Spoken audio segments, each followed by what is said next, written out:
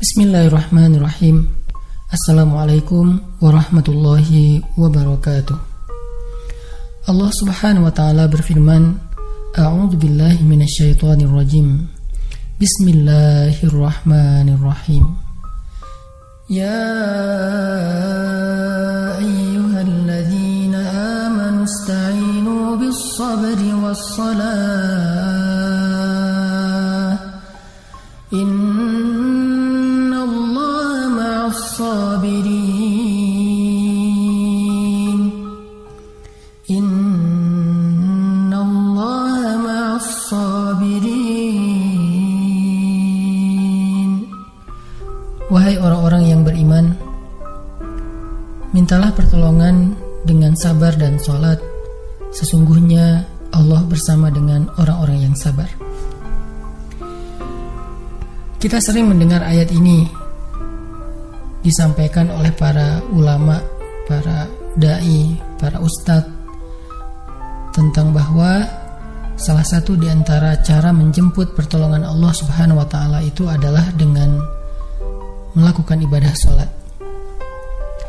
Pertanyaannya adalah, sholat yang seperti apakah yang bisa menjemput pertolongan Allah dalam kehidupan kita pada saat kita sedang mengalami ujian yang berat? Banyak orang yang bilang, saya sholat tapi kok hidup saya gini-gini aja. Banyak orang yang bilang, saya udah sholat tetapi kok doa saya belum diijabah. Saya udah sholat tapi kok masalah saya masih belum selesai. Saya udah sholat tetapi kok musibah saya terus beruntun, tidak pernah berhenti. Saya udah sholat tapi kok musibah terus terjadi dalam hidup saya. Sehingga teman-teman yang dirahmati Allah, kita perlu belajar sholat yang seperti apa yang bisa menjemput pertolongan Allah Subhanahu wa ta'ala secara ajaib. Mari kita renungkan sebuah kisah yang pernah disampaikan oleh sahabat Anas bin Malik radhiyallahu an, bahwa dahulu di masa Nabi ada seorang laki-laki di kota Madinah yang melakukan perjalanan antara Syam ke Madinah untuk berdagang.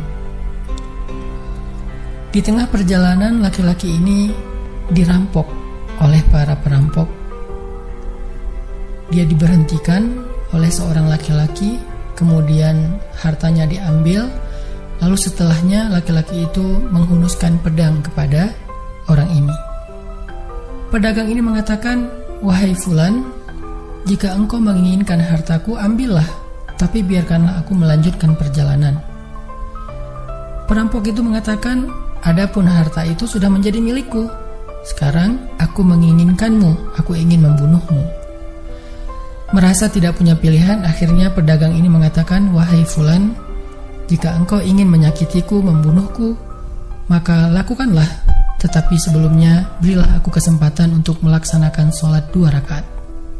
Lalu perampok ini mengatakan, ya sudah, kalau begitu sholatlah, aku akan berikan engkau waktu sebentar. Maka pedagang ini pun mendirikan sholat dengan sholat yang sangat khusyuk. Di dalam sholat, laki-laki ini setelah membaca Al-Fatihah, dia membaca sebuah ayat di dalam surat An-Naml ayat 62. Apa ayatnya? Dia membaca kalimat, Amman yujibul muttarra idza da'ah. Amman yujibul muttarra idza da'ah wa yakshifu as-su'a wa yaj'alukum khulafa'al ard. A ilahum ma'allah. A ilahum ma'allah. Qalilan ma tadhakkarun. Bukankah dialah Allah yang memperkenankan doa orang yang dalam kesulitan apabila dia berdoa kepadanya, dan menghilangkan kesusahan dan menjadikan kalian sebagai khalifah di muka bumi? Apakah di samping Allah ada Tuhan lain yang patut disembah atau dimintai pertolongan? Sedikit sekali dari nikmat Allah yang kalian ingat. Shadaqallahul azim. Teman-teman yang dirahmati Allah SWT, inilah ayat yang dibaca oleh pedagang tadi ketika dia sholat 2 rakaat. Dia membaca kalimat ini dengan penuh penghayatan dan perenungan. Dia mentadabburi ayat ini. Amma yujibul muttarra idza da'ah wa yakshifus su'. Bukankah dialah Allah yang memperkenankan doa orang-orang yang dalam kesulitan dan menghilangkan kesusahan? Dia menghayati ayat ini. Dia mentadabburi ayat ini. Sehingga muncullah rasa yakin di hatinya bahwa harapannya saat ini satu-satunya adalah Allah yang yujibul muttar. Dia dalam kondisi muttar, dalam kondisi kesulitan, dalam kondisi terancam. Muttar itu bisa bermakna terancam, kesulitan, kesusahan, dan berbagai macam makna dari ketidakberdayaan. Siapa yang yujibul muttar? Siapa yang akan memperkenankan doa orang yang tidak berdaya selain Allah? Wa yakshifus su', dan menghilangkan kesusahannya selain Allah. Maka mulai muncullah rasa yakin di dalam hati laki-laki ini setelah membaca ayat tersebut. Setelah selesai dia lakukan sholat, kemudian dia mengangkat kedua tangannya. Dia berdoa kepada Allah dengan menyebut nama-nama Allah yang mulia. Ya Rabbi, wahai Tuhan yang maha pengasih, wahai Tuhan yang maha penyayang, wahai Tuhan yang memiliki arsy yang mulia, wahai Tuhan yang menampakkan makhluk, wahai Tuhan yang maha mengembalikan, wahai Tuhan yang maha melaksanakan apa yang Dia kehendaki. Aku mohon dengan cahayamu yang memenuhi sudut-sudut arsy-Mu. Hamba mohon kepadamu dengan kekuasaanmu yang menguasai makhluk-Mu, dan dengan rahmat-Mu yang meliputi segala sesuatu. Tidak ada Tuhan yang berhak disembah selain Engkau, ya Allah. Wahai Tuhan yang maha penolong, tolonglah aku. Laki-laki ini berdoa meminta kepada Allah dengan menyebut kebesaran Allah di arsy, menyebut cahaya-cahaya yang dimiliki oleh Allah yang meliputi arsy-Nya yang mulia. Tiba-tiba setelah selesai berdoa, muncullah seorang laki-laki dengan pakaian hijau bercahaya. Dia mengendarai seekor kuda berwarna abu. Dia mengeluarkan pedang. Lalu perampok tadi mencoba untuk menyerang laki-laki berkuda itu. Tetapi laki-laki berkuda itu menendang dengan kudanya sehingga perampok ini terhempas, terjatuh. Kemudian laki-laki tersebut membunuh perampok itu seketika. Kemudian pedagang itu bertanya, "Siapakah Tuan?" Lalu penunggang kuda itu menjawab, "Ketahuilah, saya adalah malaikat yang turun dari langit ketiga.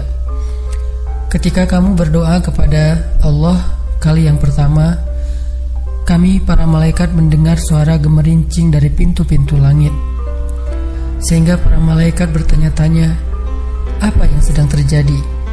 Tiba-tiba muncullah doamu yang kedua, hingga pintu-pintu langit terbuka dan nampaklah cahaya yang sangat benderang. Dan di doamu yang ketiga, datanglah malaikat Jibril kepada kami seraya berseru, siapakah di antara kalian wahai para malaikat yang mau menolong hamba Allah itu? Lalu aku memohon kepada Allah agar Ia mengizinkanku melaksanakan tugas ini. Wahai hamba Allah, ketahuilah, barang siapa yang berdoa dengan doa yang engkau baca tadi ketika dalam kesedihan, penderitaan, dan dalam keadaan sedang susah, maka Allah akan melepaskannya dari kesedihan dan akan menolongnya."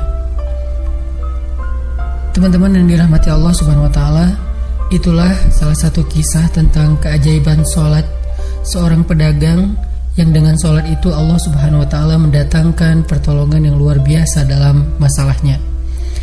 Pertanyaannya adalah, apa rahasia sholat pedagang itu sehingga Allah mendatangkan malaikat khusus yang menunggang kuda berwarna abu, lalu malaikat ini membunuh perampok yang ingin mencelakai pedagang itu? Salah satu rahasia dari sholat pedagang itu, kata para ulama, adalah dia melakukan ibadah sholat dengan ihsan. Seperti yang dikatakan Nabi tentang bab ihsan, an ta'budallah ka'annaka tarah fa illam takun tarah fa innahu yarak. Ketika engkau beribadah kepada Allah, seolah-olah engkau melihat Allah. Jika engkau tidak bisa melihat Allah, maka yakinlah Allah melihatmu. Di sini Nabi mengajarkan kepada kita tentang sholat yang terkoneksi langsung dengan Allah Subhanahu wa Ta'ala. Terkoneksi dalam yakin dan iman sampai seolah-olah kita melihat Allah. Artinya ketika kita bisa sholat seolah-olah kita melihat Allah, lalu dengan kondisi seperti itu kita meminta pertolongan Allah dengan penuh keyakinan, itulah sholat yang mendatangkan pertolongan Allah. Atau kalau kita nggak bisa membayangkan bahwa kita melihat Allah karena itu memang sulit, maka yakinlah Allah melihat kita, dan itu pasti. Artinya bahwa Allah itu pasti mendengar kita, melihat kita, dan sedang menunggu apa yang kita butuhkan.